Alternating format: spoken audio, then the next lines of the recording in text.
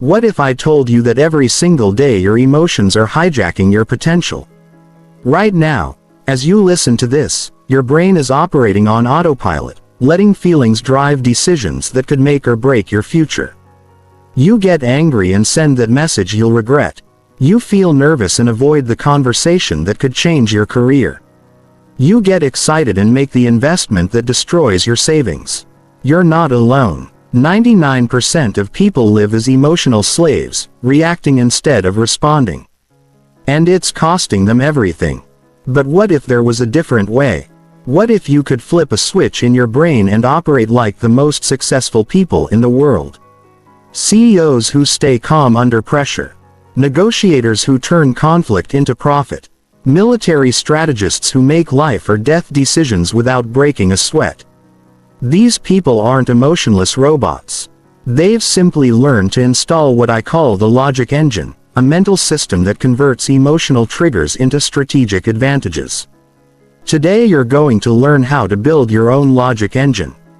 By the end of this audiobook, emotional reactions will become a thing of the past. You'll have the power to pause, process, and respond with surgical precision in any situation. You'll never again lose a negotiation because you got frustrated, damage a relationship because you got defensive, or miss an opportunity because you got scared. This isn't about suppressing emotions. It's about weaponizing logic to create the life you actually want. Chapter 1: The Emotional Hijack Epidemic. Right now, there's a war happening inside your brain, and you're losing. On one side, you have your logical, rational mind that wants to make smart decisions and create a better future. On the other side, you have your emotional brain, a primitive system that's been hijacking your behavior for your entire life. And here's the brutal truth. Emotions are winning and it's destroying your potential. Every day, millions of people make decisions that sabotage their own success, and they don't even realize it's happening. They quit their job in a moment of anger and regret it for years. They invest their life savings because they got caught up in the excitement of a pitch. They destroy relationships because they couldn't control their pride. They avoid opportunities because fear convinced them they weren't ready. This is the emotional hijack epidemic, and it's the reason why most people never reach their full potential. Your brain wasn't designed for the modern world. The emotional centers that kept your ancestors alive in the wilderness are now sabotaging your success in the boardroom. When your boss criticizes your work, your brain doesn't see constructive feedback. It sees a threat to your survival and floods your system with stress hormones. When someone challenges your opinion, your brain doesn't register intellectual debate. It interprets it as a personal attack and triggers your fight or flight response. When you see an investment opportunity, your brain doesn't calculate risk and reward. It gets swept up in greed or paralyzed by fear. This is why smart people make stupid decisions. This is why talented individuals stay stuck in mediocrity. This is why people with all the knowledge in the world still can't execute on their dreams. Knowledge isn't enough. Intelligence isn't enough. You need a system that can override your emotional programming and access the strategic thinking that creates real success. The cost of emotional decision-making is staggering. Consider the career opportunities you've missed because you were too proud to admit you were wrong. Think about the business deals that fell through because you couldn't control your frustration. Remember the relationships you've damaged because you reacted instead of responding. Calculate the money you've lost on investments made in moments of excitement or panic. This isn't just about missed opportunities. This is about a fundamental failure to optimize your life. Most people live in what I call emotional quicksand. The harder they struggle against their reactions, the deeper they sink. They try to suppress their feelings, but suppression only creates more pressure. They try to think positive thoughts, but toxic positivity doesn't address the underlying problem. They try to manage their emotions. But management isn't enough when you're dealing with a system that operates faster than conscious thought. The elite operate differently. They understand that emotions aren't the enemy. They're simply information. But they've learned to process that information through a logical filter before making any decision. They've trained themselves to create space between stimulus and response, to insert strategic thinking into moments of high emotion. They've built what neuroscientists call cognitive flexibility, the ability to shift between different mental frameworks depending on the situation. This isn't about becoming emotionally numb. Emotions provide valuable data about your environment, your relationships, and your goals. Fear can signal real danger. Anger can highlight injustice. Excitement can point toward opportunity. But successful people have learned to receive this emotional data without being controlled by it. They use emotions as input for logical analysis, not as commands for immediate action. The difference between reactive and strategic thinking isn't talent or intelligence. It's training. Just like you can train your body to become stronger and faster, you can train your brain to become more logical and strategic. You can build mental habits that automatically engage your rational mind before your emotional mind takes control. You can develop the ability to stay calm under pressure, think clearly in chaos, and make decisions that align with your long-term goals instead of your short-term feelings. But here's what most people don't understand. You can't fight emotion with emotion. You can't overcome impulsive behavior by trying harder or wanting it more. You need a systematic approach that rewires the way your brain processes challenging situations. You need the logic engine. Chapter 2, The Logic Engine System Revealed. The logic engine isn't just a concept. It's a precise mental technology that the most successful people use to convert emotional chaos into strategic clarity. This system operates on a simple but powerful principle. Every emotional trigger can be transformed into a strategic advantage if you know how to process it correctly. Instead of being hijacked by your feelings, you learn to use them as fuel for better decision-making. At its core, the logic engine is a 5-stage mental process that automatically engages whenever you encounter a potentially emotional situation. Think of it as installing new software in your brain. Software that runs a diagnostic scan before your emotional operating system can take control. This isn't about suppressing emotions or pretending they don't exist. It's about creating a buffer zone where logic can evaluate the situation and choose the optimal response. Stage 1 is recognition, the ability to identify emotional triggers before they overwhelm your rational thinking. Most people are completely unconscious of their emotional patterns. They get angry, sad, excited, or afraid without even realizing what set them off. But once you develop recognition skills, you create the first and most crucial element of emotional freedom, awareness. You can't change what you can't see. Stage 2 is pause, the discipline to create space between trigger and response. This is where most people fail. They feel the emotion and immediately react. They hear criticism and get defensive. They see an opportunity and jump without thinking. They experience conflict and either attack or retreat.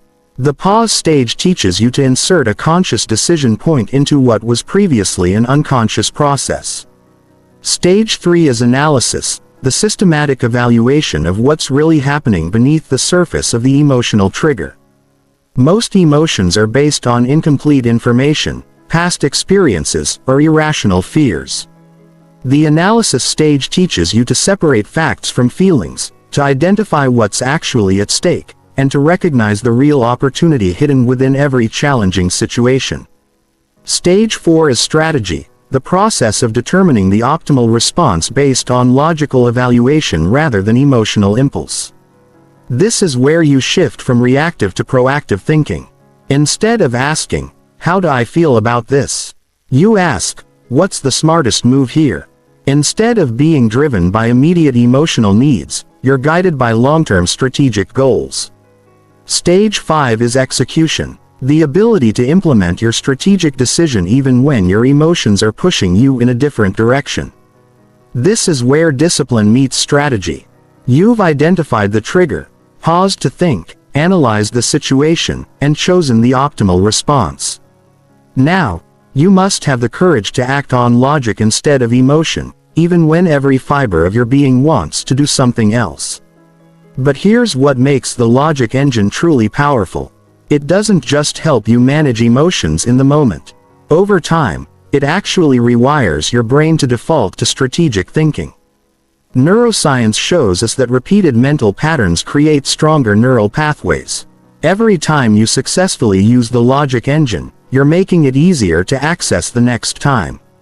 Eventually, strategic thinking becomes your automatic response to challenging situations. The logic engine works because it addresses the root cause of poor decision M. The gap between emotional impulse and rational evaluation. Most self-help approaches try to fix the symptoms. They tell you to think positive thoughts or use willpower to resist temptation. But the logic engine targets the underlying system that generates those problematic emotions in the first place. This system is based on extensive research from cognitive behavioral therapy, military decision-making protocols, and the strategies used by elite performers in high-pressure environments. Fighter pilots use a version of this system to make life-or-death decisions in seconds. Emergency room doctors use it to stay calm while saving lives.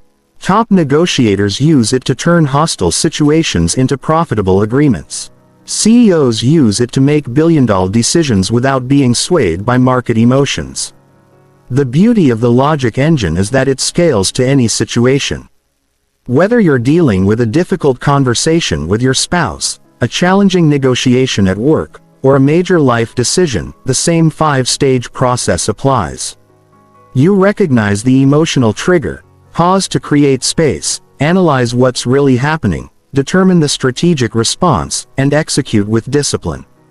Most people spend their entire lives being pushed around by their emotions. They make decisions based on how they feel in the moment, not on what will create the best outcomes in the future. They're reactive instead of proactive, emotional instead of strategic. But once you install the logic engine, you join the ranks of people who control their own destiny. You become someone who responds instead of reacts, who thinks instead of feels, who creates instead of just survives. The transformation doesn't happen overnight, but it happens faster than you might expect. Within weeks of implementing this system, you'll notice that situations that used to trigger massive emotional responses now feel manageable. Problems that used to overwhelm you will become puzzles to solve. Conflicts that used to drain your energy will become opportunities to practice your strategic thinking skills. Chapter 3. Recognition. Identifying your emotional triggers before they strike. Recognition is the foundation of the logic engine. And it's where most people fail before they even begin. You cannot manage what you cannot see. And the vast majority of people are completely blind to their own emotional patterns. They live in a constant state of reaction, bouncing from one emotional state to another without ever understanding what's driving their behavior. But once you develop true recognition skills, you gain something most people never have. The power to see your emotions coming before they take control. The problem with emotions is that they operate faster than conscious thought.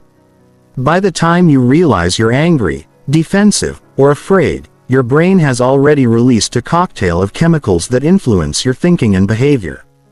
Your heart rate increases, your breathing changes, your muscles tense, and your rational mind gets pushed into the background. At this point, you're already hijacked. The goal of recognition training is to identify the warning signs before the hijack happens. Every person has a unique emotional fingerprint, a set of specific triggers that consistently generate the same problematic responses. For some people, it's criticism that triggers defensiveness. For others, it's uncertainty that triggers anxiety. Some get angry when they feel disrespected.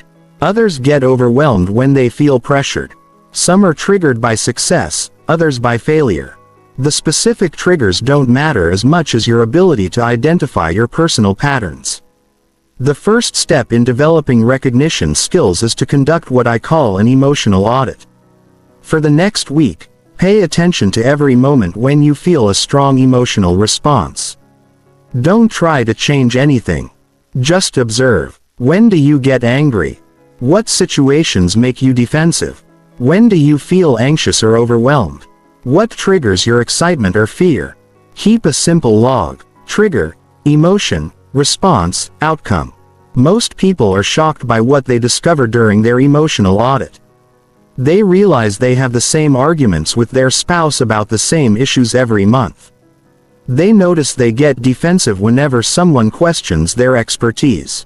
They see that they avoid certain conversations because they're afraid of conflict. They recognize that they make impulsive purchases when they're stressed. The patterns become obvious once you start paying attention. But recognition goes deeper than just identifying your triggers. You need to understand the physical and mental warning signs that precede emotional hijacking.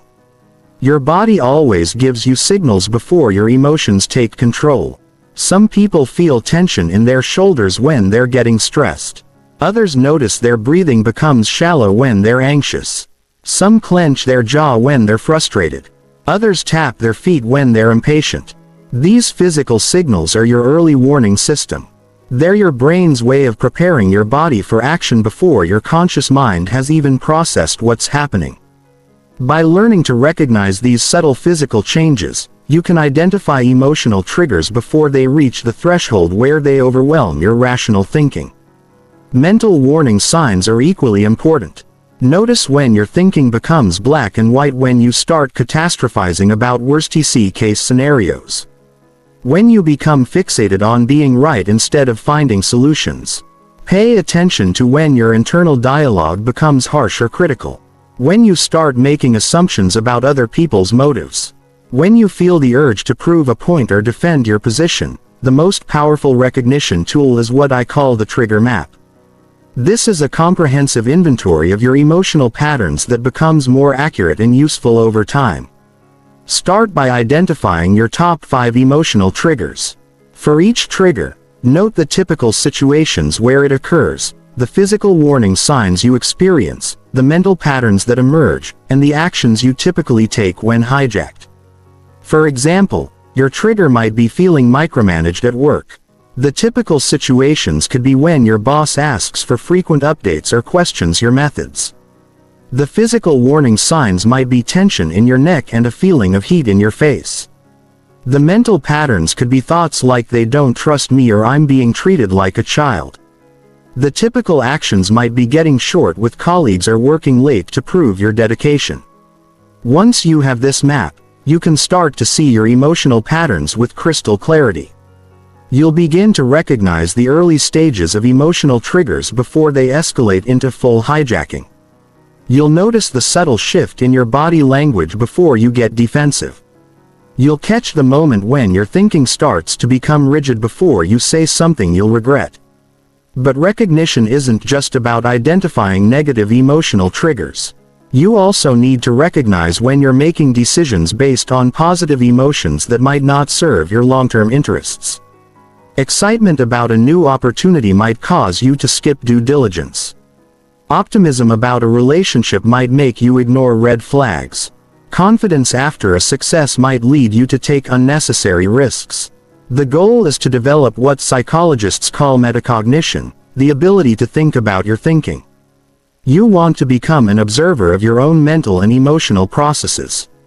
This doesn't mean becoming detached or analytical about everything in your life. It means developing the skill to step outside your immediate experience and evaluate what's really happening. Advanced recognition involves understanding the deeper patterns beneath your triggers.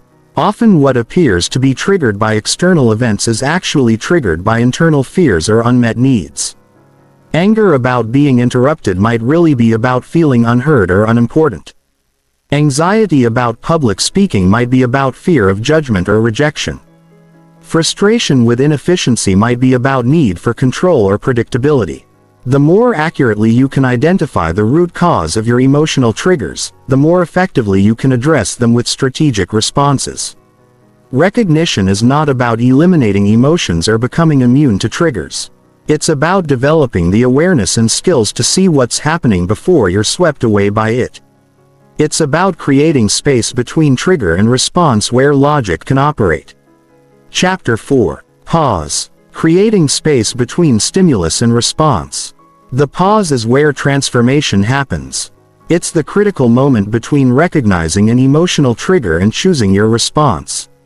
Most people skip this stage entirely, moving directly from trigger to reaction in a matter of milliseconds. But this tiny gap is where all your power lies.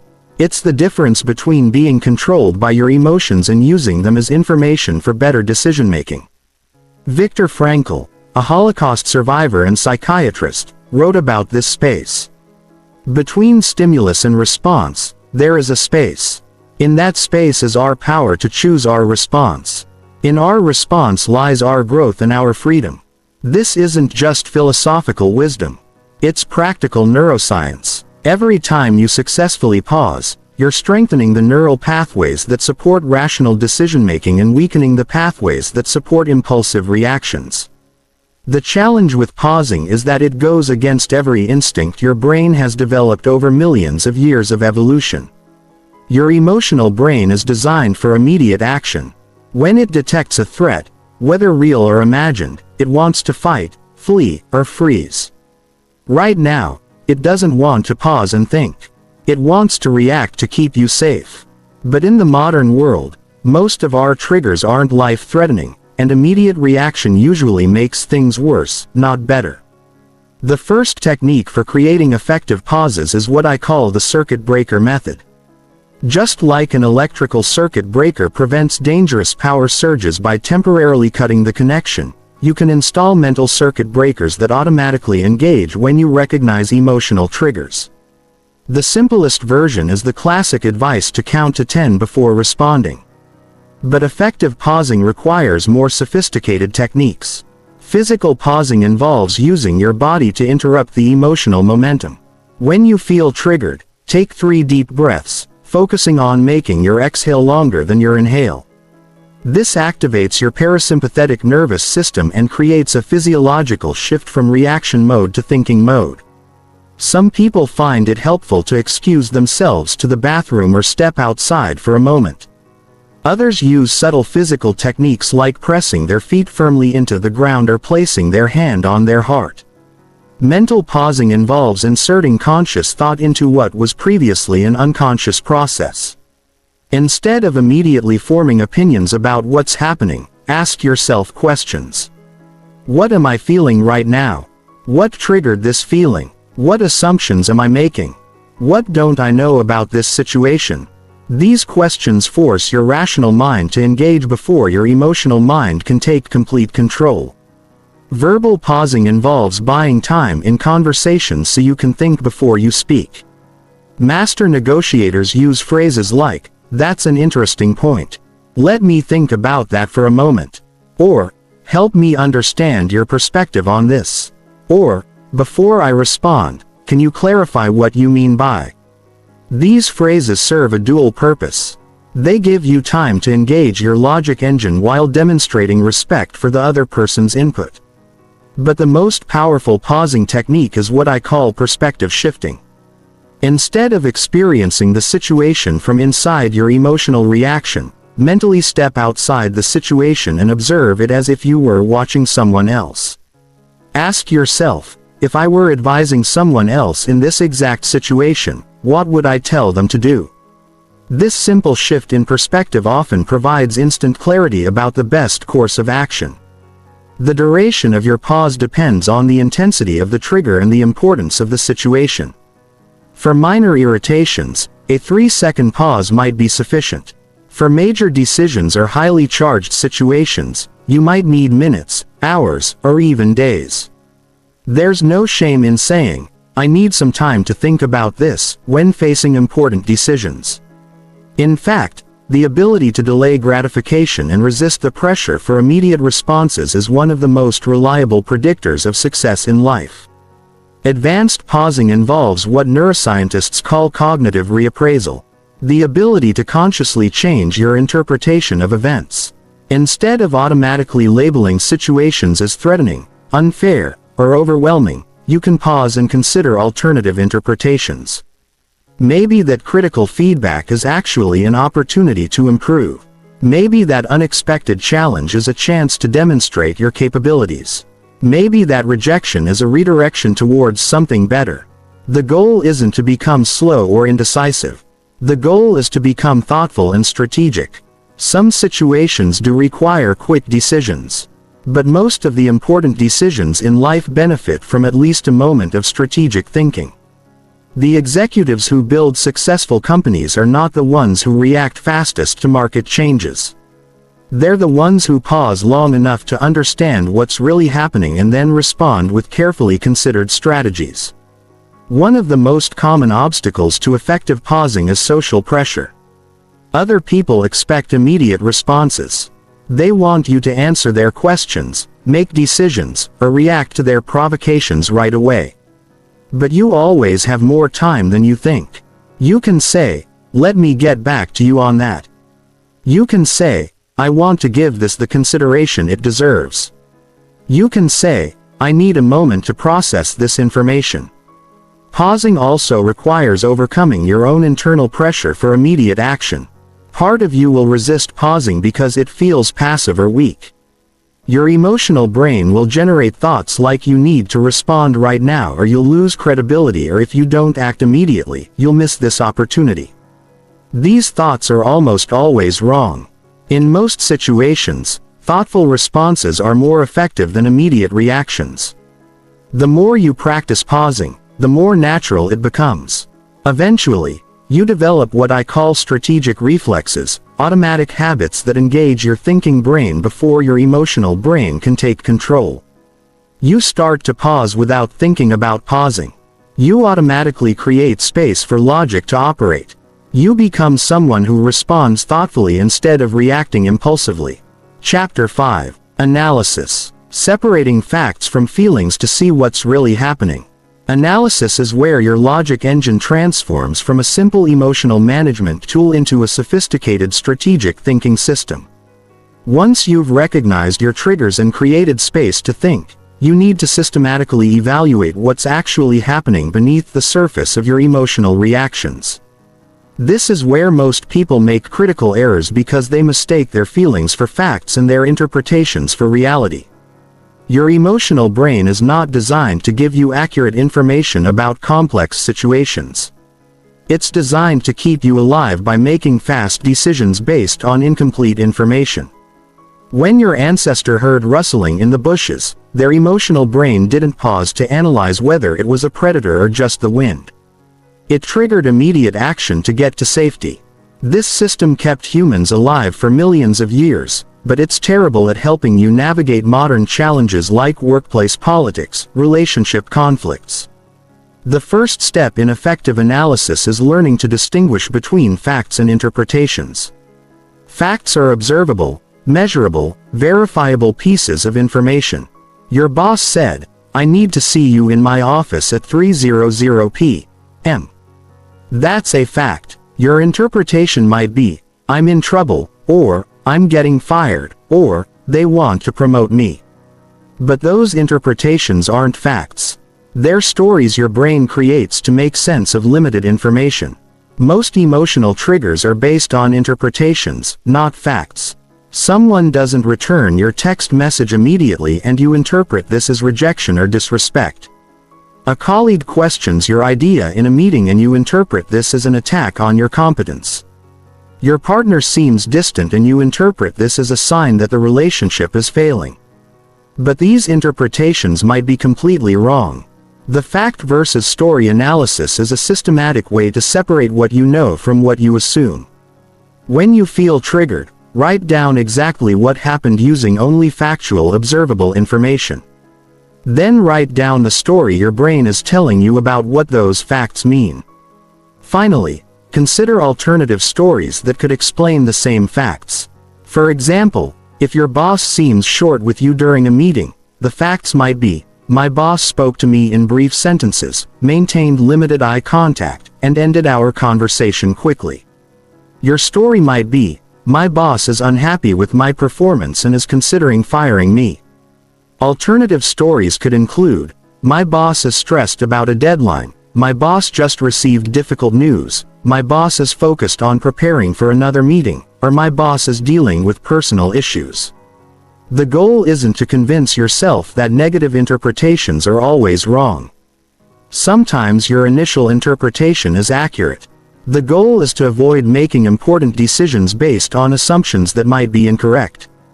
By identifying multiple possible explanations for the same set of facts, you can choose responses that work.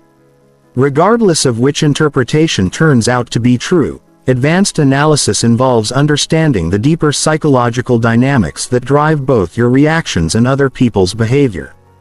Most conflicts, for example, are not really about the surface issue that triggered them. They're about underlying needs, fears, or values that aren't being addressed. The argument about household chores might really be about feeling unappreciated. The disagreement about project direction might really be about autonomy or recognition. The iceberg analysis helps you identify what's happening beneath the surface of any challenging situation. The tip of the iceberg represents the visible behavior or event that triggered your emotion. But the bulk of the iceberg, the part that's hidden underwater, represents the deeper psychological factors that are really driving the situation. Understanding these hidden factors often reveals strategic opportunities that weren't apparent when you were focused only on the surface level. When analyzing other people's behavior, remember that everyone is operating according to their own internal logic. Their actions make perfect sense to them based on their fears, desires, past experiences, and current pressures. Instead of judging their behavior as right or wrong, try to understand the internal logic that would make their actions seem reasonable from their perspective. This understanding often reveals leverage points you can use to influence the situation in a positive direction. The timeline analysis is another powerful tool for gaining strategic clarity. Most emotional reactions are triggered by immediate events. But the real significance of those events can only be understood in a larger context. Ask yourself, what events led up to this situation? What patterns have been developing over time? How does this fit into the bigger picture of what's happening in this relationship, project, or area of your life? Often what feels like a sudden crisis is actually the culmination of a longer pattern that you could have addressed earlier if you had been paying attention. The employee who suddenly quits in anger has probably been showing signs of dissatisfaction for months. The project that fails at the last minute has probably been struggling with unrest issues since the beginning. The relationship that explodes over a minor disagreement has probably been deteriorating due to unresolved communication problems. Risk-benefit analysis applies logical evaluation to emotional situations. When you feel triggered to take immediate action, pause and systematically evaluate the potential outcomes of different response strategies. What's the best-case scenario for each possible response? What's the worst-case scenario? What's the most likely outcome? What are the long-term implications of each choice? This type of analysis often reveals that the response your emotions are pushing for is actually the highest risk, lowest reward option. Getting angry and confrontational might feel satisfying in the moment, but it's likely to damage relationships and reduce your influence. Avoiding the situation entirely might feel safe, but it's likely to allow problems to grow and miss opportunities for positive change. The strategic questions framework provides a systematic approach to analysis. Instead of trying to figure out how to react to what's happening, ask yourself, what outcome do I actually want from this situation? What would need to happen for all parties to feel good about the resolution? What resources and leverage do I have available? What don't I know that I need to find out? What would the person I want to become do in this situation? These questions shift your brain from reactive thinking to strategic thinking. Instead of being focused on the immediate trigger, you start thinking about desired outcomes and optimal strategies. This shift in focus often reveals opportunities and solutions that weren't visible when you were caught up in the emotional aspects of the situation. Effective analysis takes practice because it requires you to override some of your brain's most fundamental impulses. Your emotional brain wants you to trust your first impression. Defend your initial interpretation and take immediate action, but strategic thinking requires intellectual humility. The willingness to question your assumptions and consider alternative perspectives. The more you practice this systematic approach to analysis, the more accurately you'll understand what's really happening in complex situations and the more effectively you'll be able to respond. Chapter 6. Strategy. Determining the optimal response based on logic, not emotion. Strategy is where your logic engine transforms from defensive tool into offensive weapon. You've recognized the trigger, paused to create space and analyzed what's really happening. Now comes the moment that separates amateur emotional managers from strategic masters. Determining the optimal response based on long-term outcomes rather than immediate feelings. Most people skip this stage entirely, moving from analysis directly to whatever action feels right in the moment. But feelings are terrible strategic advisors. Strategic thinking operates on a completely different framework than emotional thinking. Emotions ask, how do I feel about this? Strategy asks, what outcome do I want? Emotions focus on the immediate situation. Strategy considers long-term consequences. Emotions seek to relieve current discomfort. Strategy seeks to create future advantage. When you learn to think strategically instead of emotionally, you stop being a victim of circumstances and start becoming an architect of outcomes. The foundation of strategic response is outcome orientation. Before you decide how to respond to any situation, you must be crystal clear about what you're trying to achieve. Not just in this moment, but in the relationship, the project, your career, your life. Most people react to preserve their ego, avoid discomfort, or express their feelings. Strategic thinkers respond to move closer to their desired outcomes. The outcome hierarchy helps you align your immediate response with your broader goals. At the top level, what are your ultimate life goals? Below that, what are your goals for this specific area of your life? Below that, what are your goals for this particular relationship or situation? Finally, what outcome do you want from this specific interaction? Your response should support goals at every level of the hierarchy, not just provide immediate emotional relief. For example, if a colleague criticizes your work in front of others, your emotional response might be to defend yourself aggressively or withdraw and avoid future collaboration. But if your ultimate goal is career advancement, your relationship goal is to be seen as a team player and your immediate goal is to improve the project, your strategic response might be to thank them for the feedback and ask for specific suggestions for improvement. The strategic options matrix forces you to consider multiple possible responses before choosing one. Most people see only two options in any challenging situation: the thing their emotions want them to do or nothing. But strategic thinkers generate multiple options and evaluate each one systematically. For every situation, ask yourself, what are at least 5 different ways I could respond to this?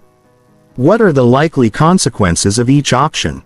Which option best serves my long-term interests? This process often reveals creative solutions that weren't apparent when you were thinking emotionally. The employee who seems to be undermining you might respond better to private collaboration than public confrontation. The client who's making unreasonable demands might be more flexible if you help them understand the constraints you're working within. The family member who's being difficult might be going through challenges you're not aware of. Risk assessment becomes crucial when moving from analysis to strategy. Every response carries potential benefits and potential costs. Strategic thinkers don't just consider the upside of their actions. They systematically evaluate the downside. What's the worst-case scenario if this response backfires? What relationships might be damaged? What opportunities might be lost? What precedent does this set for future interactions? The reversibility test is a powerful tool for strategic evaluation. Before implementing any response, ask yourself, if the roles were reversed, how would I want the other person to handle this situation? This question often reveals whether your planned response is driven by strategy or ego. If you wouldn't want someone to respond to you the way you're planning to respond to them, you probably need to reconsider your approach. Timing strategy recognizes that the right response at the wrong time can be worse than no response at all. Sometimes the strategic move is to address an issue immediately while emotions are running high. Sometimes it's better to wait until emotions have cooled and rational discussion is possible. Sometimes you need to gather more information before responding. Sometimes you need to prepare the other person for a difficult conversation. The strategic delay technique involves intentionally postponing your response until you can deliver it more effectively. This isn't procrastination or avoidance. It's tactical timing. You might say, "I want to give this the consideration it deserves. Can we revisit this tomorrow?" Or, "Let me think about what you've said and get back to you with a thoughtful response." Influence strategy considers how your response will affect not just the immediate situation, but your ongoing ability to influence this person and others. Every interaction is both a current event and a precedent for future interactions. How you handle this conflict will influence how people approach you with future conflicts. How you respond to this opportunity will influence what opportunities people bring to you in the future. The reputation impact analysis asks, how will this response affect how others see me? Will it increase or decrease my credibility? Will it make people more or less likely to trust me with important responsibilities? Will it enhance or damage my reputation for being reasonable, reliable, and strategic? Your response should strengthen your position for future interactions, not just address the current situation. Strategic thinking also involves considering the systemic effects of your response. How will your actions influence the broader culture or dynamic of your team, organization, or family? If everyone responded the way you're planning to respond, would that create a positive or negative environment? Your individual choices contribute to larger patterns, and strategic thinkers consider their role in shaping those patterns. The three-level strategy framework evaluates every response on immediate, intermediate, and long-term impact. How will this response affect the situation in the next hour? How will it affect things in the next month? How will it affect your relationship and reputation over the next year? The most strategic responses create positive outcomes at all three time horizons. Advanced strategic thinking involves game theory, understanding how your response will influence the other person's future behavior. If you respond aggressively, will that escalate or de-escalate future conflicts? If you accommodate their request, will that encourage reasonable future requests or unreasonable demands? If you set a firm boundary, will that create respect or resentment? Strategic responses shape the rules of engagement for all future interactions. Chapter 7. Execution. Acting on logic instead of emotion even when it feels wrong. Execution is where your logic engine either proves its worth or falls apart completely. You've done the mental work of recognition, pause, analysis, and strategy. You know what the logical response should be. But now comes the moment of truth. Actually implementing that response when every emotional fiber in your body is screaming at you to do something else. This is where most people fail, and it's what separates those who understand strategic thinking from those who can actually execute it. Under pressure. The gap between knowing what to do and actually doing it is where emotional intelligence becomes emotional discipline. It's one thing to rationally understand that you should stay calm during criticism. It's entirely different to actually remain calm when someone is attacking your competence in front of your colleagues. It's easy to know that you should address conflicts directly rather than avoiding them. It's much harder to have that difficult conversation when your anxiety is telling you to run away. Execution requires what I call emotional courage. The willingness to act on logic even when your emotions are generating intense pressure to do something else. This isn't about suppressing emotions or pretending they don't exist. This is about acknowledging your feelings while refusing to let them dictate your actions. It's about feeling scared and speaking up anyway, feeling angry and staying respectful anyway, feeling hurt and responding constructively anyway. The commitment bridge is the mental tool that carries you from logical understanding to logical action.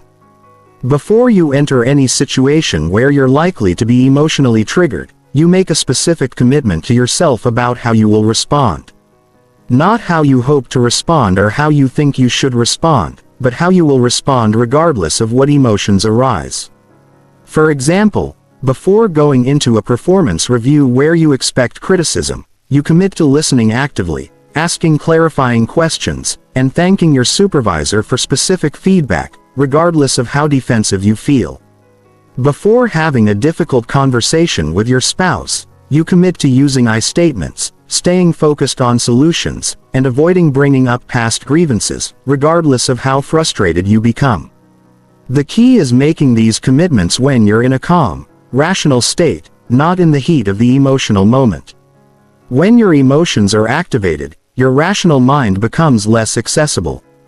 But if you've already made a clear commitment to specific behaviors, you can execute on that commitment even when logical thinking becomes difficult. Physical execution techniques help your body support your logical decisions when your emotions are pushing for different actions. The strategic breath involves taking 3 deep breaths before speaking. Not just to calm yourself, but to remind yourself of your commitment and give your rational mind to guide your response. The posture reset involves adjusting your body language to match the energy you want to project rather than the energy you're feeling. Verbal execution requires having specific phrases and frameworks ready to use when emotions are high. Master negotiators and diplomats don't improvise their language during tense moments. They have tested phrases that help them execute their strategic responses even when they're feeling triggered. Phrases like, "Help me understand your perspective when you want to attack." "What would you like to see happen here when you want to defend?" or "Let me think about the best way to address that." When you want to react immediately, the execution script technique involves preparing specific language for challenging situations. If you know a conversation is likely to become emotional, script out the key points you want to make and the specific words you'll use to make them. This isn't about being artificial or manipulative. It's about ensuring that your logical intentions get expressed clearly even when your emotions are activated. One of the biggest obstacles to execution is the authenticity trap. The belief that acting according to logic rather than emotion is somehow fake or dishonest. People say things like, "I need to be true to my feelings," or "I have to express how I really feel." But this thinking confuses authenticity with impulsiveness. Your logical response is just as authentic as your emotional response. Often more so because it reflects your deeper values and long-term commitments. True authenticity involves acting in alignment with your highest values and best judgment. Not your immediate emotional impulses. The person who stays calm during criticism isn't being fake. They're being professional. The person who responds to anger with curiosity isn't being dishonest. They're being strategic. The person who addresses conflict directly despite feeling anxious isn't being inauthentic. They're being courageous. The execution accountability system helps you follow through on your logical commitments even when emotional pressure mounts. This involves identifying specific people who will hold you accountable for executing your strategic responses rather than defaulting to emotional reactions. Share your commitments with trusted advisors and ask them to check in on how you're following through. Recovery execution deals with what happens when you fail to execute your logical response and default to emotional reaction instead. This will happen, especially when you're first building these skills. The key is not to use one failure as evidence that the system doesn't work, but to treat it as valuable feedback about where your execution needs to be strengthened. The after-action review involves analyzing what happened when you failed to execute your logical response. What specific moment did you abandon your strategy and default to emotion? What was the trigger that overwhelmed your rational mind? What would you do differently next time? How can you strengthen your commitment or modify your approach to make successful execution more likely? Progressive execution involves gradually increasing the difficulty of situations where you practice acting on logic instead of emotion. Start with low-stakes situations where the emotional triggers are mild and the consequences of failure are minimal. As you build confidence and skill in executing logical responses, gradually tackle more challenging situations with higher emotional intensity and greater consequences. The execution momentum principle recognizes that successful execution builds on itself. Every time you successfully act on logic instead of emotion, you strengthen your capacity to do it again. You prove to yourself that you can override emotional impulses when necessary. You build confidence in your ability to execute strategic responses under pressure. Each successful execution makes the next one easier and more natural. But execution also requires accepting that it will never feel completely natural.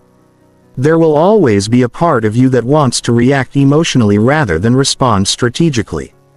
The goal isn't to eliminate that tension, but to develop the discipline to act on logic despite the tension. Elite performers in every field deal with this same dynamic.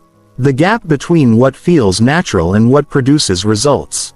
Chapter 8. The Influence Advantage. Using your logic engine to persuade and lead others. Once you've mastered your own emotional reactions, your logic engine becomes a powerful tool for influencing others. While most people are trapped in emotional thinking, you operate from a place of strategic clarity that gives you an enormous advantage in persuasion, negotiation, and leadership. You can see patterns they miss, remain calm when they're reactive, and guide conversations toward outcomes that serve everyone's interests. This isn't about manipulation, it's about leadership through logical thinking. The foundation of influence through logic is understanding that most people make decisions emotionally and then rationalize them logically. They don't want to admit this even to themselves. So they create logical-sounding justifications for choices that were actually driven by feeling. Your advantage comes from recognizing this pattern and structuring your influence accordingly. You provide both the emotional motivation and the logical justification people need to make decisions. Emotional intelligence in influence means reading other people's emotional states accurately and adjusting your approach accordingly. When someone is anxious, they need reassurance and clear next steps. When someone is excited, they need help channeling that energy productively. When someone is frustrated, they need to feel heard and understood before they can consider new information. Your logic engine helps you recognize these emotional states without being hijacked by them. The logic-emotion bridge is your primary influence tool. You connect with people's emotions to build rapport and trust, then guide them toward logical conclusions that serve their interests and yours. You might say, "I can see this situation is really frustrating for you, and I think there's a way we can address your concerns while also moving this project forward." You acknowledge their emotional reality while introducing logical problem solving. Strategic questioning becomes incredibly powerful when you're not emotionally invested in being right. Most people ask questions to prove their point or defend their position. But when you're operating from your logic engine, you can ask questions to genuinely understand other people's perspectives and uncover information that leads to better outcomes. Questions like, "What would need to happen for you to feel confident about this decision?" Or, "What concerns you most about this approach?" The perspective-taking advantage allows you to understand situations from multiple viewpoints simultaneously. While others are locked into their emotional perspective, you can see how things look from their point of view, from your point of view, and from the perspective of other stakeholders. This broader view often reveals solutions that satisfy everyone's core needs. Solutions that aren't visible when you're trapped in emotional thinking. Influence timing becomes much more sophisticated when you're not driven by your own emotional needs. You can recognize when someone is in the right mental state to consider new ideas and when they need more time to process information. You can identify the optimal moment to introduce difficult topics, make requests, or propose changes. You understand that the right message at the wrong time is often worse than no message at all. The resistance Aikido technique involves using other people's emotional energy to guide them toward logical conclusions rather than fighting against their resistance. When someone objects to your proposal instead of defending it, you ask, "What would you need to see to feel comfortable with this approach?" When someone attacks your position, you respond with, "Help me understand what I'm missing from your perspective." You redirect their energy toward problem solving rather than conflict. Advanced influence through logic involves understanding the difference between positions and interests. Positions are what people say they want. Interests are why they want it. Two people might have completely opposing positions but compatible interests. The employee who demands a raised position might actually be most concerned about feeling valued and having growth opportunities interests. The client who insists on unrealistic deadlines position might actually be worried about looking bad to their own supervisor interests. By focusing on interests rather than positions, you can often find creative solutions that give everyone what they really need. This requires staying emotionally detached from your own position so you can focus on understanding everyone's underlying interests. Your logic engine allows you to remain curious about other people's motivations rather than defensive about your own proposals. The strategic concession framework helps you use small compromises to achieve larger goals. When you're not emotionally attached to being right about everything, you can afford to concede minor points in order to build rapport and goodwill for more important issues. You might say, "You're absolutely right about that concern. I hadn't thought of it that way. Given that, what if we tried this approach instead?" Influence through logical thinking also means helping other people think more clearly about their own situations. Most people are trapped in emotional reactions that prevent them from seeing their options clearly. By asking the right questions and providing different frameworks for thinking about problems, you can help them discover solutions that serve their interests better than their initial impulses. The cognitive reframing technique involves helping people interpret situations in more useful ways. Instead of telling them their interpretation is wrong, you offer alternative perspectives that might be more accurate or productive. Another way to look at this might be, or what if this situation is actually an opportunity to, or I wonder if they might be responding this way because leadership through logic means modeling strategic thinking for others.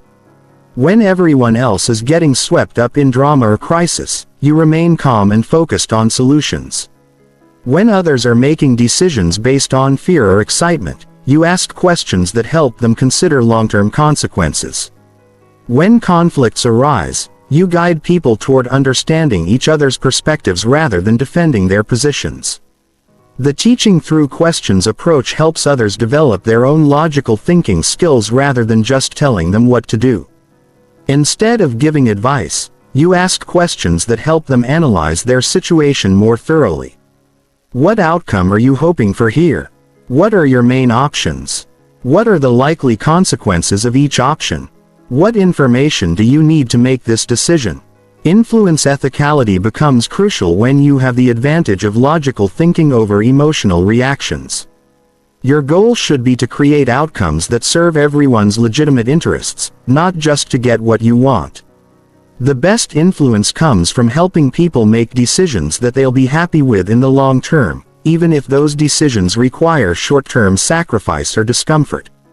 Chapter 9. Emotional leverage. Turning your biggest triggers into your greatest strategic assets. The ultimate mastery of the logic engine isn't just managing your emotional triggers. It's transforming them into strategic advantages. Every trigger that once hijacked your thinking can become a source of valuable information and motivation. Every situation that used to make you reactive can become an opportunity to demonstrate your strategic thinking skills. This isn't about suppressing emotions or pretending they don't matter. This is about weaponizing your emotional sensitivity for strategic success. Most people see emotional triggers as weaknesses to overcome. But triggers are actually sources of high-quality information about what matters to you, what threatens your goals, and where your attention needs to be focused. When you learn to interpret triggers correctly, they become early warning systems that help you identify opportunities and threats before others even notice them.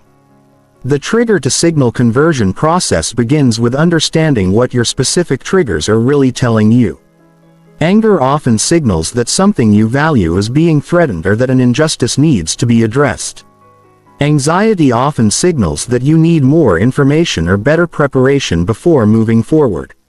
Frustration often signals that current approaches aren't working and new strategies are needed. Fear often signals that you're approaching something important that could significantly impact your future. Instead of trying to eliminate these emotional responses, you learn to translate them into strategic intelligence. The person who gets angry when they see inefficiency can become exceptionally good at optimizing systems. The person who gets anxious about uncertainty can become excellent at risk assessment and contingency planning. The person who gets frustrated with poor communication can become a master at creating clarity and alignment. The strategic sensitivity framework helps you identify how your emotional patterns can serve your goals. What situations consistently trigger strong emotions in you? What values or concerns do those triggers reveal? How could that sensitivity become a source of competitive advantage?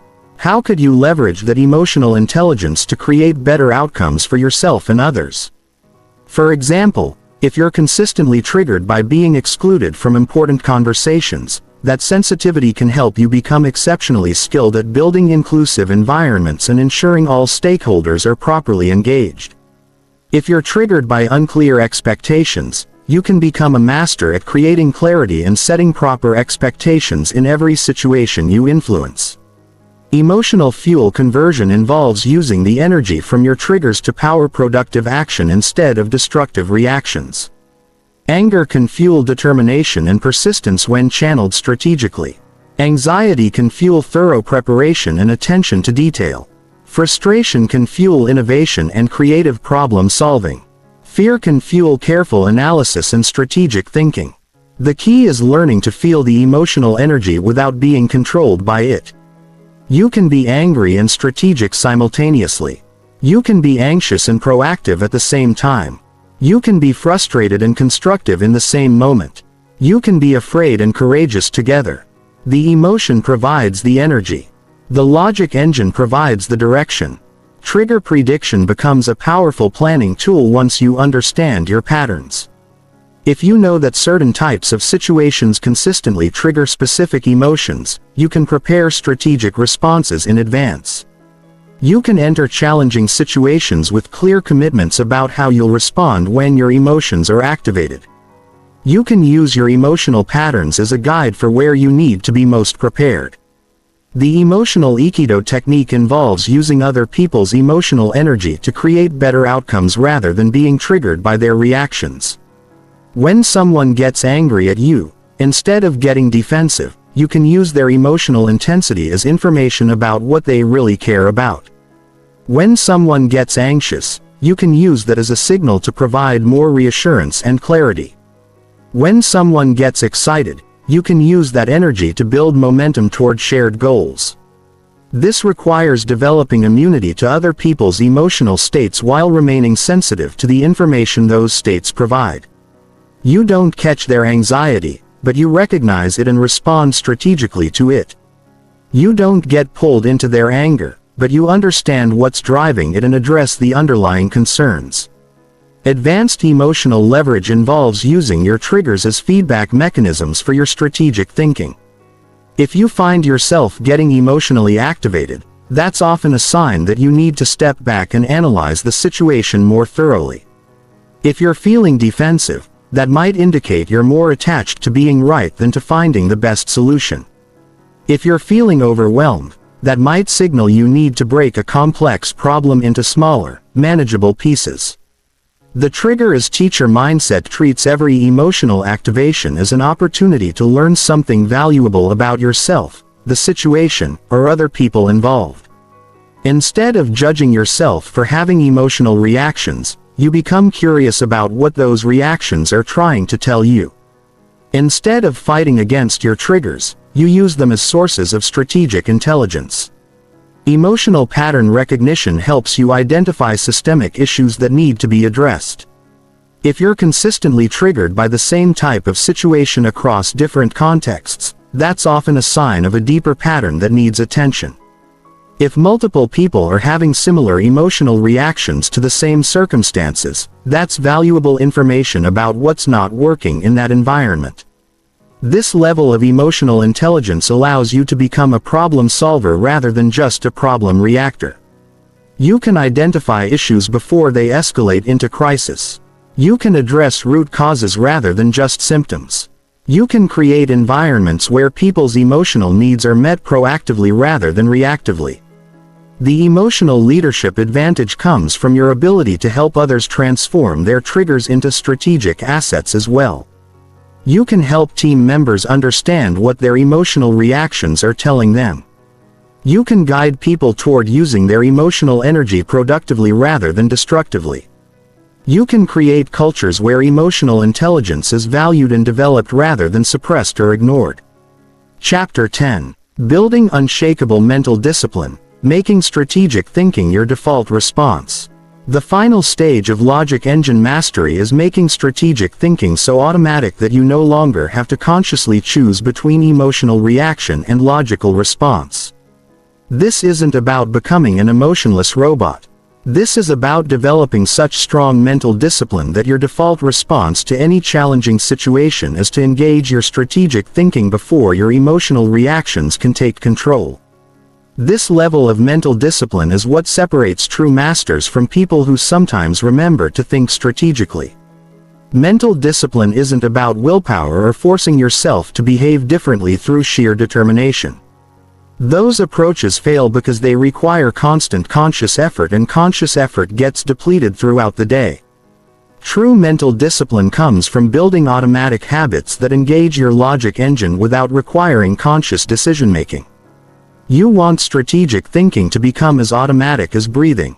The systematic desensitization approach involves gradually exposing yourself to increasingly challenging emotional triggers while practicing your logic engine responses.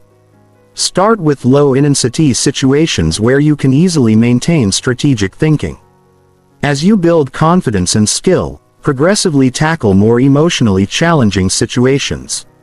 This builds your capacity to think strategically under increasing levels of emotional pressure. For example, if you're working on staying calm during criticism, start by asking friends to give you minor feedback on low-stakes topics. Practice receiving their input using your logic engine process. Once that feels natural, ask colleagues for feedback on more significant work issues. Eventually, you'll be able to maintain strategic thinking, even when receiving harsh criticism about things that matter deeply to you. The daily training protocol involves practicing your logic engine skills every single day, not just when you're facing major challenges. Just like physical fitness, mental discipline requires consistent training to maintain and improve.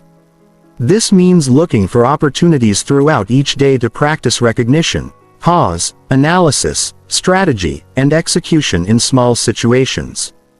Every minor irritation becomes a training opportunity.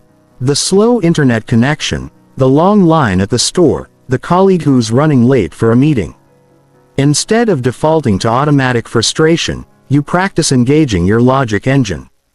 You recognize the trigger, pause to think, analyze what's really happening, determine the optimal response, and execute strategically.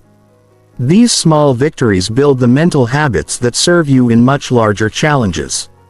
Environmental design is crucial for building unshakable mental discipline. You can't rely on willpower alone when you're constantly surrounded by triggers and distractions. Instead, you need to systematically design your environment to support strategic thinking and minimize unnecessary emotional stress. This includes everything from your physical workspace to the people you spend time with to the media you consume. Create physical reminders of your commitment to strategic thinking. Some people put a small object on their desk that reminds them to pause before reacting. Others use phone wallpapers with questions like, "What outcome do I want here?" Or, "What would a strategic thinker do?" The goal is to create environmental cues that automatically prompt your logic engine to engage. The stress inoculation training involves deliberately putting yourself in controlled stressful situations so you can practice maintaining strategic thinking under pressure. This might mean taking on challenging projects that push you out of your comfort zone, having difficult conversations you've been avoiding, or placing yourself in competitive situations where emotions typically run high. The key is that these situations are controlled and purposeful.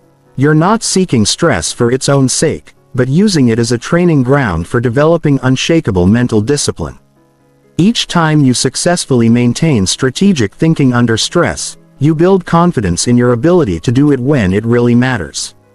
Mental discipline also requires developing what I call strategic reflexes. Automatic response patterns that engage when you encounter common triggers. Just like a martial artist develops reflexes that activate during conflict, you can develop reflexes that automatically activate your logic engine during emotional challenges. For instance, when someone criticizes you, your strategic reflex might be to automatically ask, "What can I learn from this feedback?" When you feel overwhelmed by a complex problem, your strategic reflex might be to automatically break it down into smaller components.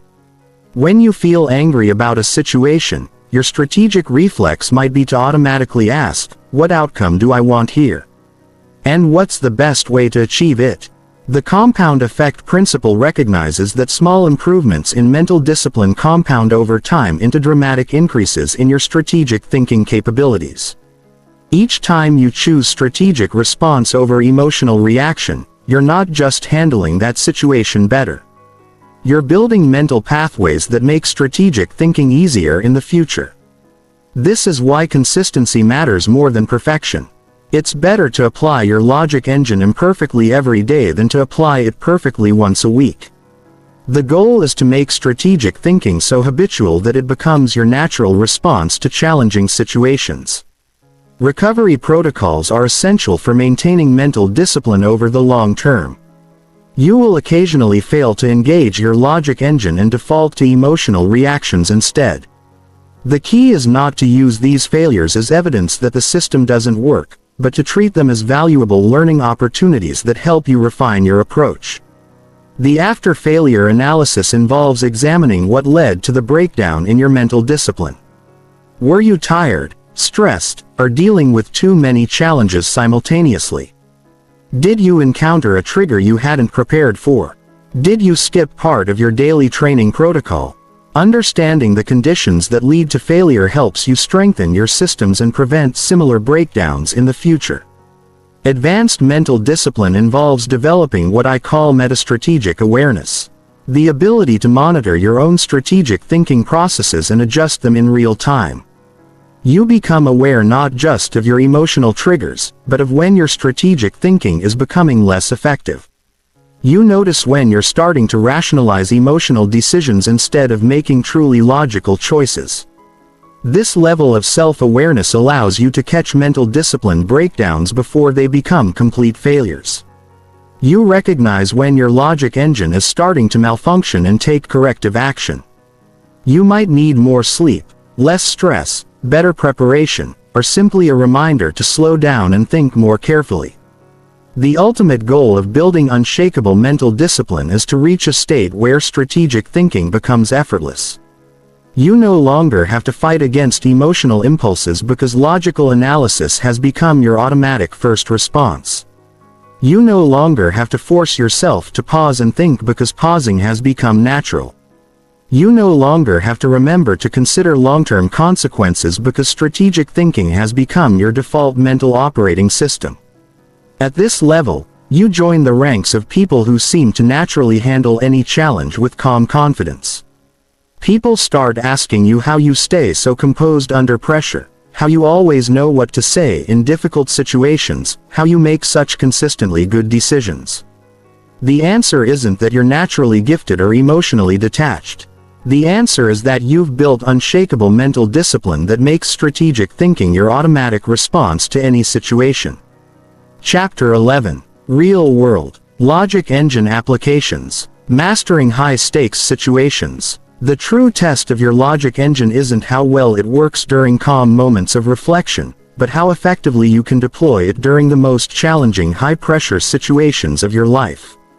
These are the moments when everything is on the line. Crucial negotiations that determine your career trajectory. Relationship conflicts that could end marriages. Investment decisions that could make or break your financial future. Leadership challenges that test everything you believe about yourself. In high-stakes career situations, your logic engine becomes the difference between advancement and stagnation. Consider the moment when your boss publicly disagrees with your proposal in front of senior leadership. Your emotional brain screams at you to defend your position aggressively or retreat in embarrassment, but your logic engine recognizes this as an opportunity to demonstrate strategic thinking under pressure. You pause, acknowledge their concern, ask clarifying questions, and collaborate on finding a solution that addresses everyone's objectives.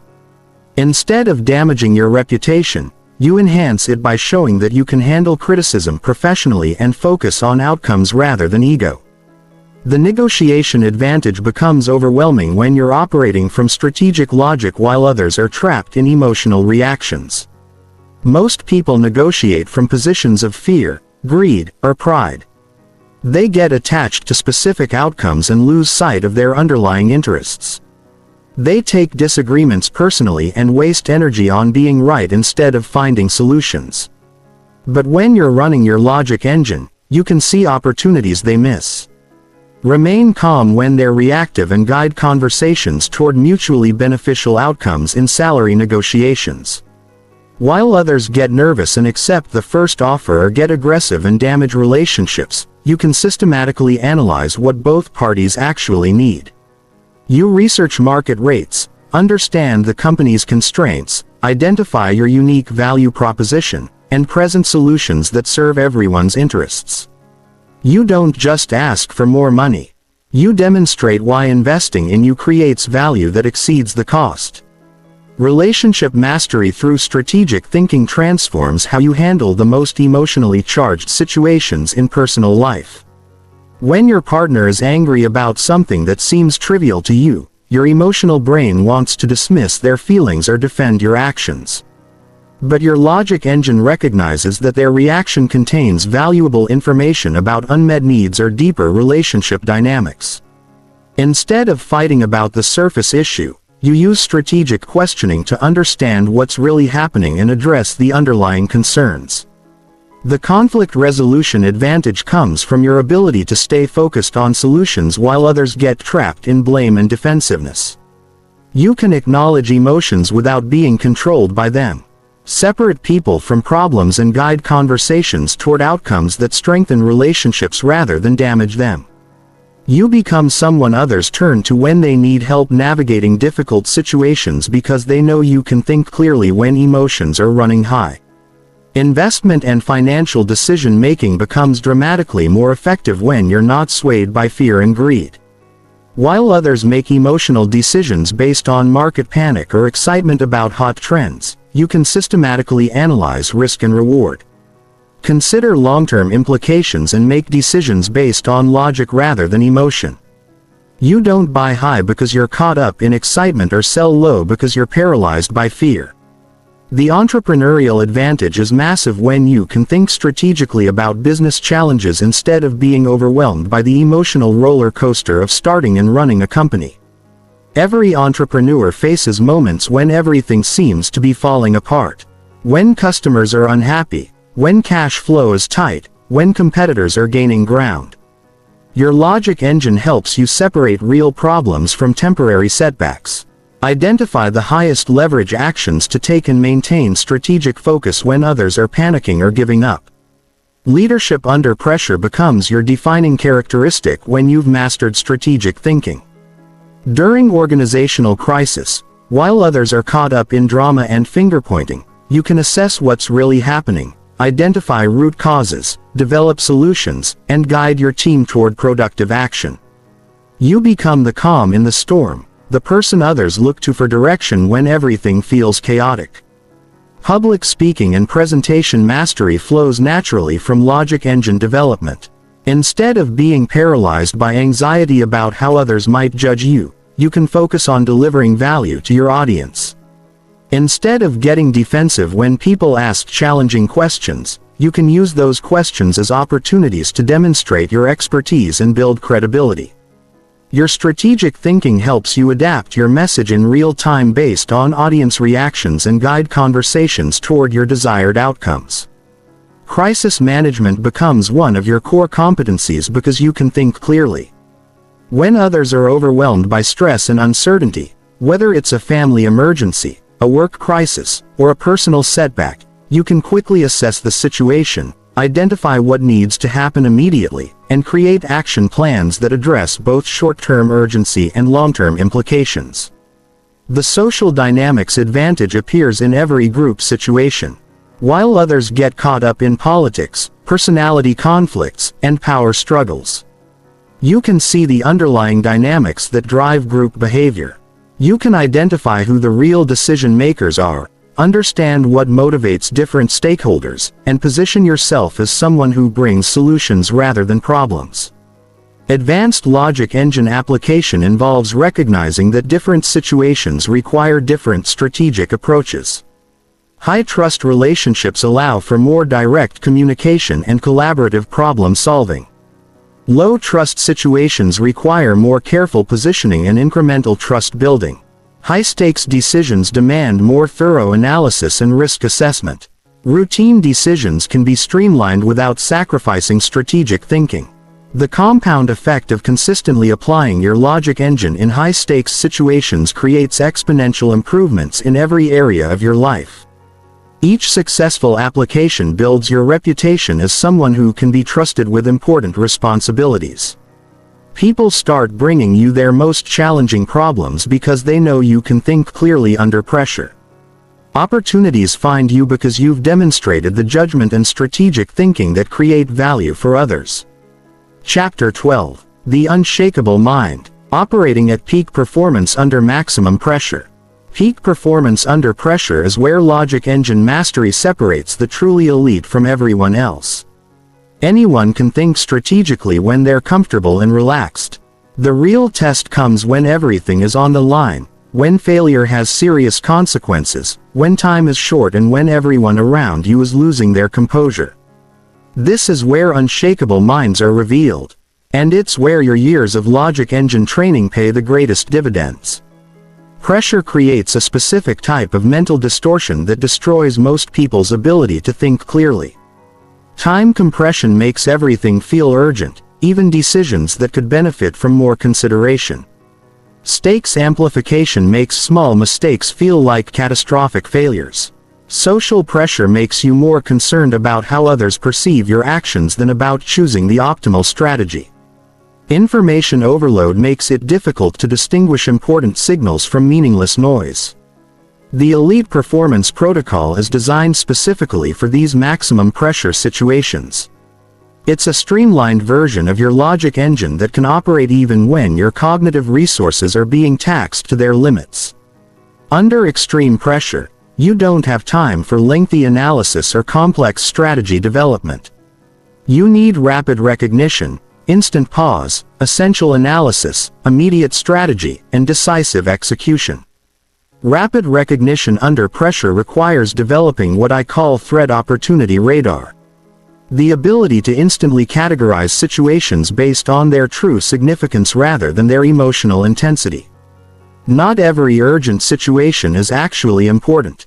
Not every important situation requires immediate action. Your trained mind can quickly distinguish between genuine emergencies that require immediate response and manufactured urgency that benefits from strategic thinking. The pressure pause is different from normal pausing because you're working against both external time pressure and internal stress responses. Your body is flooded with adrenaline. Your heart rate is elevated and every instinct is screaming at you to take immediate action. The pressure pause involves taking one conscious breath, not to relax, but to remind yourself that you have more time than your emotional brain believes you do. Even in genuine emergencies, you almost always have a few seconds to engage your strategic thinking. The surgeon has a moment to assess the situation before making the first cut. The negotiator has a moment to consider their response before speaking.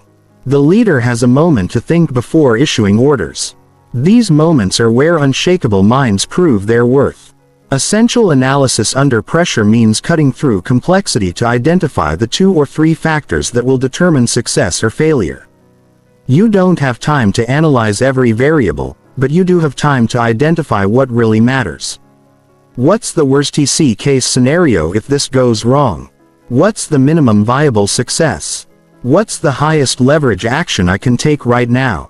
These questions help you focus on what's essential when everything feels critical. The pressure strategy framework operates on the principle that under pressure, Simple strategies executed flawlessly beat complex strategies executed poorly. Your strategic response needs to be clear enough to remember, simple enough to execute under stress, and robust enough to handle unexpected complications. You're not looking for the perfect strategy. You're looking for the strategy most likely to succeed given current constraints. Execution under pressure requires what I call committed action. The ability to implement your strategic choice with full conviction, even when you're not completely certain it's correct. Under pressure, you rarely have perfect information or unlimited time to make decisions. You have to act on incomplete analysis while maintaining the discipline to execute your strategy consistently. The mental fortress technique helps you maintain strategic thinking even when external pressure is designed to break your composure. This might be a hostile negotiation where the other party is trying to intimidate you. A performance review where you're being criticized unfairly, or a crisis where everyone is looking to you for leadership while panicking themselves. Your mental fortress is built on the foundation that your self-worth and strategic thinking ability are not dependent on external validation or immediate outcomes. You can remain calm and focused even when others are trying to make you reactive. You can think clearly even when surrounded by chaos. You can make strategic decisions even when facing criticism or pressure to conform to others' emotional reactions. Advanced pressure management involves understanding that some of your best strategic thinking happens under appropriate levels of stress. Elite performers across all fields understand that pressure can enhance focus, creativity, and decision-making when you're properly trained to handle it. The goal isn't to eliminate pressure, but to channel it productively. The pressure-to-performance conversion happens when you reframe pressure situations as opportunities to demonstrate your capabilities rather than threats to your well-being. Instead of thinking, "I can't afford to mess this up," you think, "This is my chance to show what I can do when it matters." Instead of focusing on potential failure, you focus on potential success and the strategies most likely to achieve it. Sustained performance under pressure requires managing your energy and attention strategically.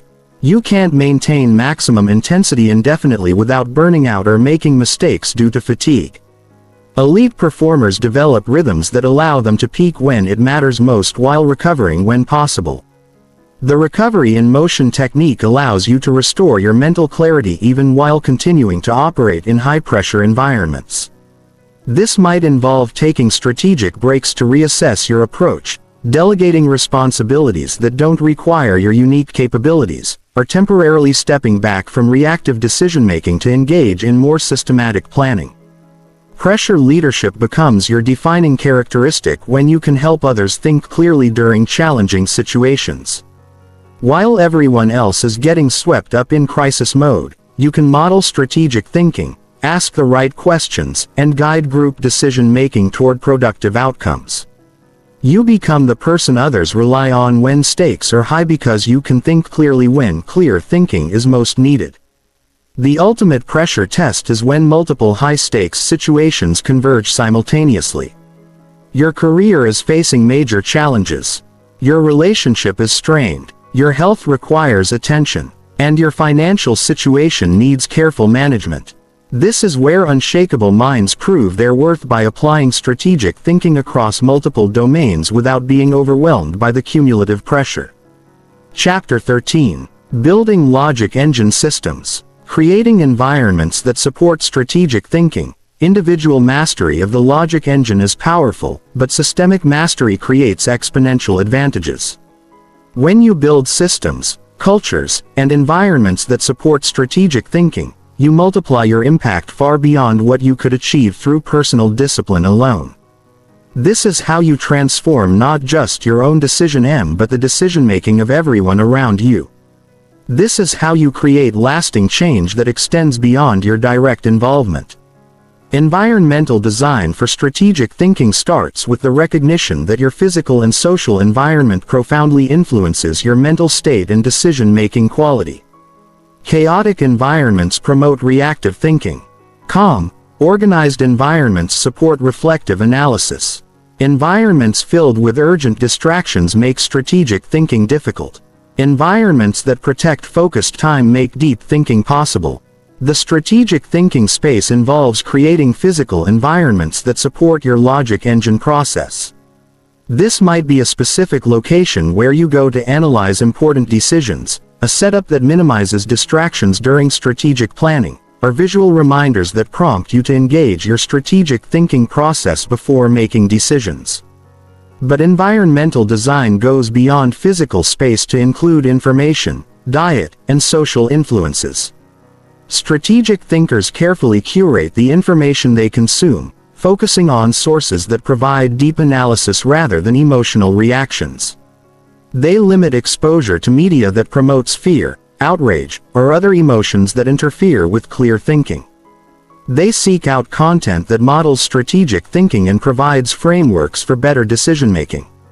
Social environment curation means surrounding yourself with people who support strategic thinking rather than emotional reaction. This doesn't mean avoiding all emotional people, but it does mean being intentional about whose opinions and reactions influence your own thinking process. Strategic thinkers seek out advisors who can provide objective analysis, mentors who model excellent decision-making, and peers who challenge their thinking constructively. The logic engine culture can be created in any organization or group where you have influence. This involves establishing norms, processes, and expectations that support strategic thinking while discouraging emotional reaction and impulsive decision-making. It means creating space for analysis and debate before making important decisions. It means rewarding thoughtful disagreement and punishing groupthink or emotional manipulation. Meeting systems become a primary vehicle for building logic engine culture. Instead of allowing meetings to become emotional venting sessions or power struggles, you can implement structures that support strategic thinking. This might include mandatory preparation time before important discussions, systematic analysis of options before decision-making, or designated roles for people to play devil's advocate and challenge assumptions. Decision-making protocols ensure that important choices are made using logic engine principles rather than whoever speaks loudest or feels most strongly about the issue. This might involve requiring written analysis before major decisions, establishing criteria for evaluating options, or creating processes that separate idea generation from idea evaluation. The team logic engine involves teaching others the same strategic thinking skills you've developed. This multiplies your impact because instead of being the only person thinking strategically, you're creating a team of strategic thinkers who can support each other and tackle more complex challenges together. Training systems for logic engine skills should focus on practical application rather than theoretical knowledge. People learn strategic thinking by practicing it in real situations with feedback and coaching. This might involve analyzing past decisions to identify what could have been done differently, role-playing challenging scenarios, or working through current decisions using logic engine frameworks. Accountability systems ensure that strategic thinking commitments are actually implemented rather than forgotten when emotions run high. This might involve regular check-ins about how people are applying logic engine skills, peer coaching relationships, or systematic tracking of decision-making quality over time. Communication standards that support strategic thinking involve establishing norms about how people discuss problems, propose solutions, and resolve conflicts. This might include requirements to separate facts from opinions, expectations to consider multiple perspectives before advocating for positions, or guidelines for giving and receiving feedback constructively. The logic engine organization creates competitive advantages that compound over time. Organizations that consistently make better decisions outperform those that make emotional or impulsive choices. Teams that can think strategically under pressure, handle crises better, and identify opportunities earlier. Cultures that support rational analysis attract and retain higher quality people. Scaling logic engine principles requires understanding that different people will need different approaches to developing strategic thinking skills. Some people are naturally analytical and need help with execution under pressure. Others are naturally action-oriented and need help with pausing and analysis. Some are naturally collaborative and need help making independent strategic decisions. Others are naturally independent and need help considering multiple perspectives. The system maintenance challenge involves keeping logic engine systems functioning when faced with pressure, time constraints, and competing priorities. All systems degrade over time without active maintenance. Strategic thinking systems require ongoing attention to ensure they continue supporting good decision-making rather than becoming bureaucratic obstacles to action. Measurement systems help you track whether your logic engine systems are actually improving decision-making quality. This might involve analyzing the outcomes of major decisions over time, tracking how often people successfully use strategic thinking frameworks, or assessing whether conflicts are being resolved more constructively.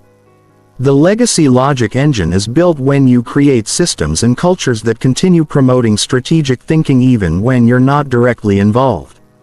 This is how individual mastery becomes organizational transformation. This is how your logic engine skills create lasting change that extends far beyond your personal decision-making. Chapter 14. Advanced Troubleshooting. Refining your logic engine for maximum effectiveness. Even after mastering the basic logic engine system, you'll encounter situations where your strategic thinking process doesn't work as effectively as you'd like. Maybe you're still getting triggered by certain types of situations. Maybe your analysis phase is taking too long for time-sensitive decisions. Maybe you're having trouble executing strategic responses when emotions are running particularly high. Advanced logic engine mastery involves diagnosing and solving these performance issues systematically. The most common advanced challenge is what I call strategic overthinking, where your logic engine process becomes so elaborate that it interferes with timely decision-making. You can get caught in analysis paralysis, endlessly evaluating options without ever choosing one. You can become so focused on finding the perfect strategy that you miss opportunities that require quick action. You can spend so much time analyzing your emotional triggers that you become disconnected from your intuitive wisdom. The efficiency optimization process involves streamlining your logic engine for different types of situations. Routine decisions need abbreviated versions of the full process. Crisis situations need rapid deployment techniques.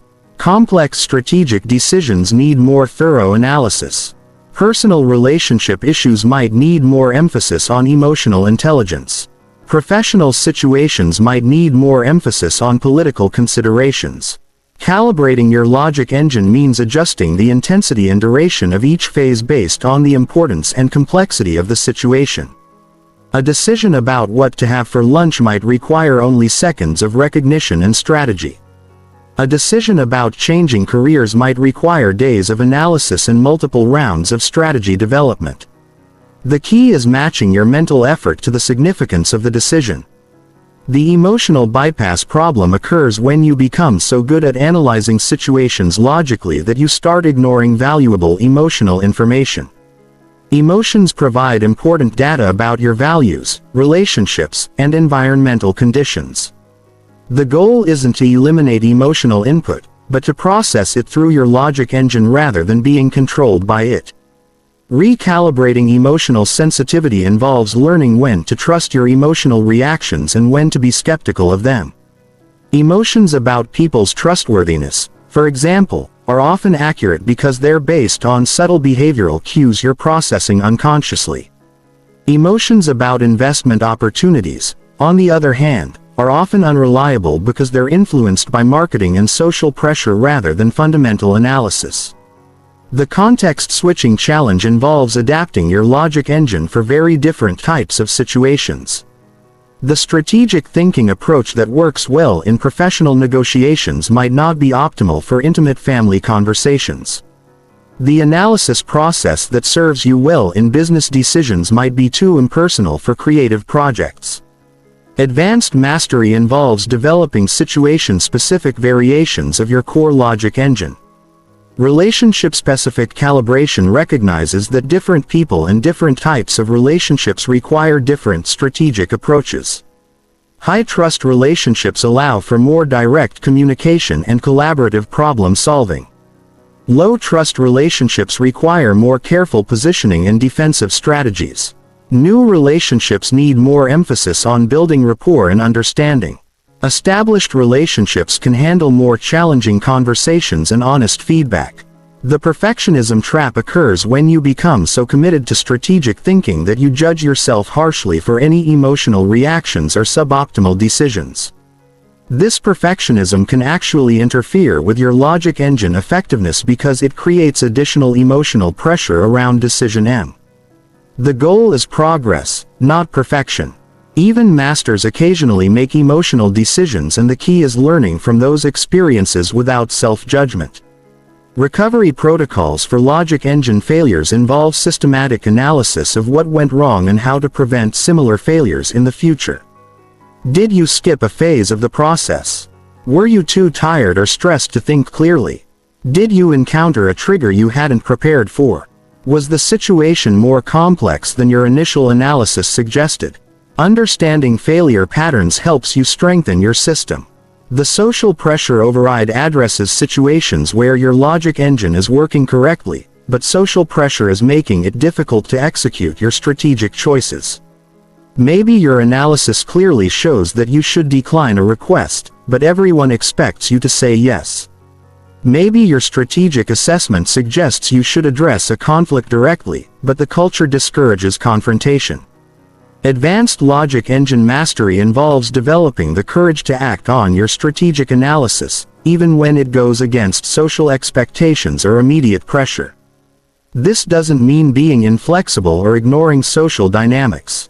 It means being able to distinguish between situations where adaptation serves your interests and situations where standing firm on your strategic assessment is more important. Integration challenges arise when you're trying to apply logic engine principles across multiple areas of your life simultaneously. Maybe you're making good strategic decisions at work, but still struggling with emotional reactions in your family relationships. Maybe you're excellent at analyzing financial decisions, but still getting triggered by social conflicts. The whole life logic engine involves systematically applying strategic thinking principles across all major areas of your life while recognizing that each area might require different approaches and different calibration. The goal is consistency in your commitment to strategic thinking, not uniformity in your specific techniques. Metalogic engine development involves becoming strategic about your strategic thinking process itself. This means analyzing when your logic engine is working well and when it's struggling. Systematically improving your frameworks and techniques and continuously adapting your approach based on results and changing circumstances. The advanced mastery paradox is that the more skilled you become at strategic thinking, the more you realize how much you still have to learn. Master-level logic engine practitioners understand that every situation is unique and every decision provides new information about how to think more effectively. They remain humble about their capabilities while confident in their systematic approach to decision-making. Chapter 15. The Strategic Life. Living as a logic engine master. You now possess something that 99% of people will never have. The ability to think strategically when everyone around you is reacting emotionally. You can remain calm under pressure when others are panicking. You can see opportunities hidden within problems when others only see threats. You can make decisions based on long-term outcomes when others are driven by immediate feelings. This isn't just a skill you've learned. It's a fundamental transformation in how you operate in the world. The strategic life isn't about becoming cold or calculating. It's about becoming more effective at creating the outcomes you truly want while maintaining your humanity and helping others achieve their goals as well. It's about operating from a place of clarity and purpose rather than being pushed around by circumstances and emotions. It's about becoming someone who shapes reality rather than just reacts to it. Living as a logic engine master means that strategic thinking becomes as natural as breathing. You don't have to force yourself to pause and think because pausing has become automatic. You don't have to struggle to separate facts from interpretations because analytical thinking is now your default mode. You don't have to fight against emotional impulses because you've learned to channel emotional energy into strategic action. The compound advantage of logic engine mastery becomes more apparent with each passing year, while others make the same emotional mistakes repeatedly. You're learning from every situation and becoming more strategic over time. While others get stuck in patterns of reactive behavior, you're continuously optimizing your decision-making and creating better outcomes. While others are drained by constant emotional turbulence, you're energized by the clarity and effectiveness that come from strategic thinking. Your professional life transforms in ways that seem almost magical to others. You become known as someone who can handle any challenge with composure and insight. People seek out your perspective on difficult problems because they know you can see solutions they've missed. Opportunities find you because you've demonstrated the strategic thinking that creates value for organizations and relationships. Leadership becomes natural when you can think clearly. While others are overwhelmed by complexity or emotion, you don't have to force yourself into leadership positions. People naturally look to you for guidance during challenging situations. Your influence grows not because you're trying to control others, but because you consistently make decisions that serve everyone's interests. Relationships reach new levels of depth and satisfaction when you can respond strategically to emotional situations. Instead of getting caught in cycles of conflict and misunderstanding, you can address underlying issues and create genuine resolutions. Instead of being triggered by other people's problems, you can provide the kind of stable, thoughtful support that actually helps them work through their challenges. The personal mastery paradox is that the more capable you become of strategic thinking, the more you appreciate the complexity and nuance of every situation. Beginning logic engine practitioners often think in terms of right and wrong answers. Masters understand that most important decisions involve trade-offs between competing values and uncertain outcomes. This sophistication makes you more effective, not less decisive. Advanced masters develop what I call contextual intelligence. The ability to adapt their strategic thinking approach based on subtle differences in situations, relationships, and objectives. They understand that the same logical framework might lead to different optimal strategies depending on cultural context, timing, relationship dynamics, and dozens of other variables. The teaching imperative becomes clear as you master these skills. You realize that your logic engine capabilities are most valuable when they're shared with others. This doesn't mean forcing your approach on everyone, but it does mean being generous with your insights and helping others develop their own strategic thinking skills when they're interested and ready. Mentoring others in logic engine development becomes one of your most satisfying activities because you can see the transformation these skills create in people's lives. You watch them move from reactive to strategic, from overwhelmed to composed, from stuck to progressing toward their goals. You see them develop confidence in their ability to handle any challenge life presents. The ripple effect of your logic engine mastery extends far beyond your direct influence. The people you teach become more strategic in their own decisions and relationships. The organizations you influence develop cultures that support better decision-making. The problems you solve stay solved instead of recurring because you address root causes rather than symptoms. Legacy thinking becomes important as you realize that your strategic thinking skills can create positive change that lasts beyond your own lifetime. The systems you build, the people you mentor, and the cultures you influence can continue promoting strategic thinking long after you're no longer directly involved. The ultimate mastery is reached when you realize that the logic engine isn't something you do. Strategic thinking isn't a technique you apply. It's your natural way of operating in the world.